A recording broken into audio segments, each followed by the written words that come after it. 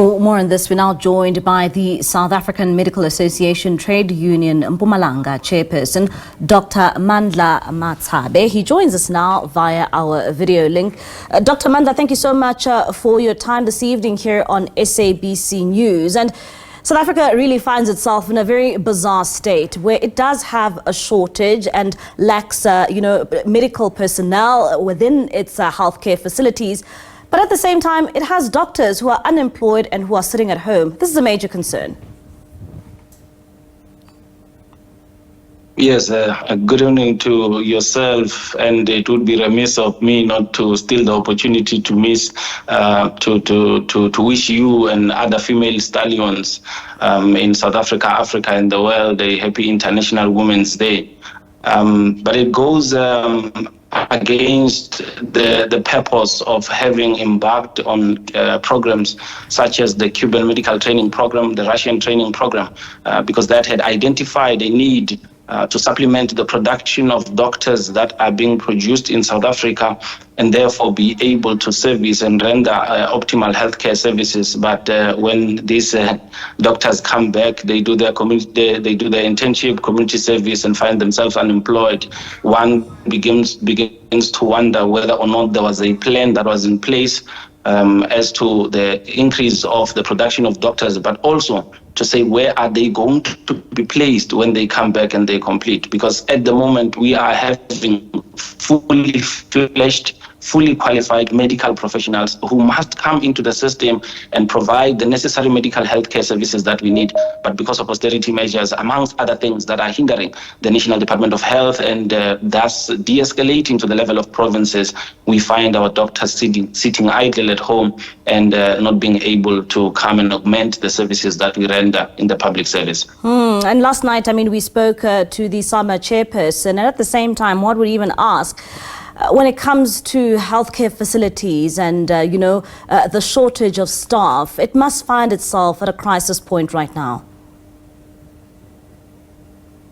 It has already been a crisis. The stats date back to early 2013, 2014, where one would see that the ratio of doctor to patient was around 1:2,600. We are sitting at a staggering now 1:3,300 plus, when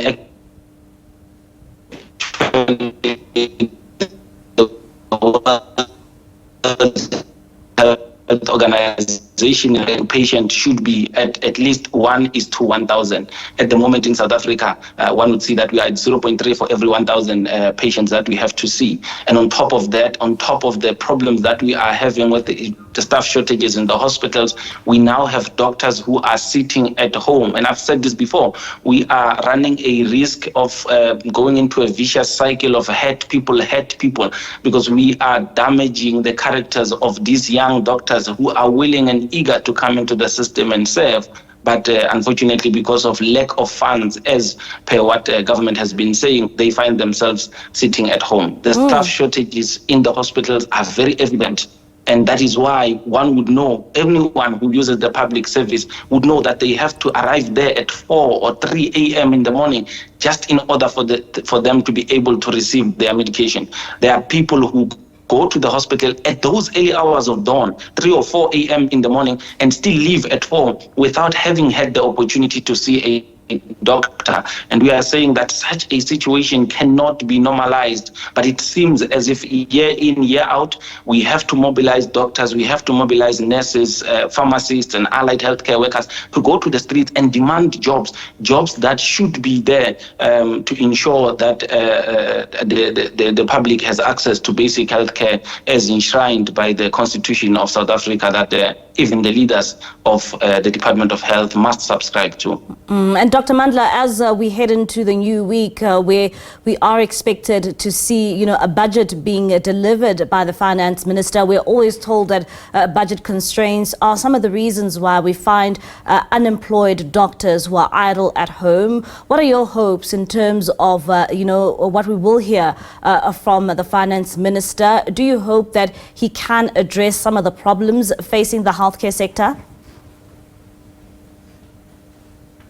Of course, we are very hopeful. And as one would have engaged the document that was meant to be proposed as a budget speech, which unfortunately was cancelled, one would have seen that there is a reasonable amount of money that has been allocated for the employment of the 800 plus doctors who find themselves idle at home without employment. But we go a bit further than just ensuring that this cohort of the 2024 and some who are remnant of the 2023 cycle who find themselves unemployed get employment. We go an extent of saying what is the state of 2026 readiness for the Department of Health at national level, but also at provincial level. And we continue now to question whether or not we still need to continue producing at this high rate that we are producing, if obviously we will not be able to come and absorb all of them. So we are hopeful that the revised budget speech is not going to take away from that money that one would have seen from the leaked document that was apparently proposed to be the budget speech that the minister was going to table to the country. And we are hoping that the National Department of Health, together with Treasury, and even the Provincial Department of Health, will be willing to come to the table and discuss with all stakeholders, including Samatu as well, to ensure that we get a way forward and get resolve for all of these problems that we are facing, including but not limited to the employment of healthcare professionals, the dilapidated infrastructure, the lack of access to basic equipment that we need and medications. The list goes on and on and on, but the only way that we can find a solution is if they are willing to come to the table and engage and have an open dialogue that is going to identify the problems and be able to table solutions moving forward. And as Samatu, you are planning, a protest action in that regard when it comes to some of these grievances you want to address. So just tell us what is tabled in your demands.